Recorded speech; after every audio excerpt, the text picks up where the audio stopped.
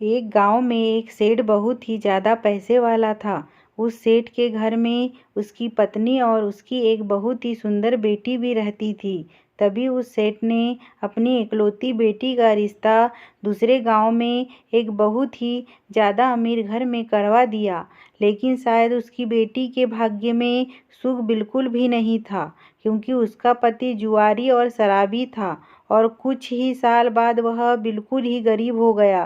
तभी बेटी की ऐसी हालत देखकर सेठानी रोज सेठ से कहती कि आप इतना दान धर्म करते हो, मगर क्या आपको अपनी बेटी की परेशानी बिल्कुल भी नज़र नहीं आती? उसकी मदद क्यों नहीं करते? तो सेठ ने मुस्कुराते हुए कहा कि भाग्यवान जब अपनी बेटी का भाग्य जागेगा तो खुद ही खुद सब ठीक हो जाएगा, और हम कब तक उसकी सहायता करेंगे?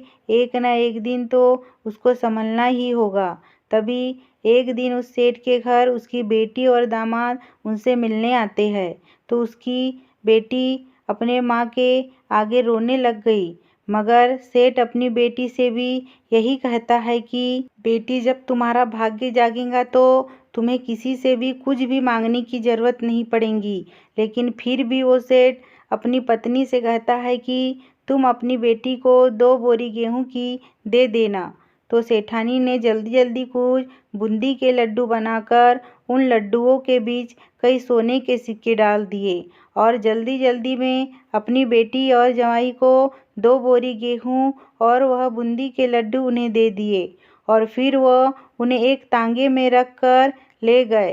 तो उस लड़की के पति ने सोचा कि इस तांगे वाले को किराया ना देकर सास के दिए हुए लड्डू दे देंगे और अपना किराया भी बच जाएगा। तभी वह तांगे वाला उनका सामान उनके घर पर उतार देता है, और तभी उस लड़की के पति ने उसे कहा कि हमारे पास किराया नहीं है, ऐसा करो कि तुम ये लड्डू ले जाओ।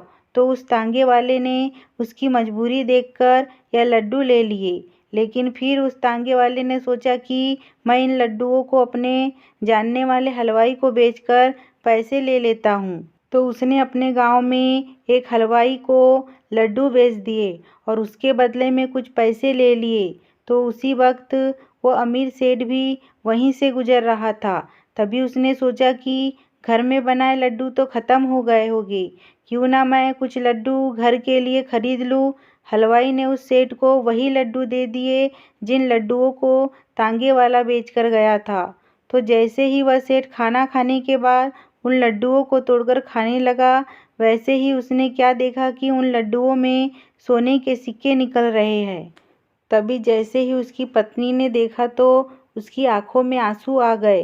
तो सेठ ने सेठानी से पूछा कि क्या हुआ तुम्हारी आंखों में आंसू? तब सेठानी बोली कि तुमने सही कहा था, अपनी बेटी का तो नसीब ही खराब है। मैंने उसे तुमसे छुपाकर इन लड्डुओं में कुछ सोने के सिक्के दिए थे, लेकिन ये लड्डू तो आपके हाथों में हैं। तभी उसने अपनी पत्नी को अपने सीने से लगाकर कहा कि भाग्यवान, मैंने कहा था कि बिना भाग्य के किसी को एक दाना भी नहीं मिल सकता, और यह लीला तो उस ईश्वर की है, और जब वो चाहेगा तो अपनी बेटी को किसी के भी आगे हाथ फैलाने की कोई भी ज़रूरत नहीं पड़ेगी, और एक दिन उसका भी भाग्य जरूर चमकेगा।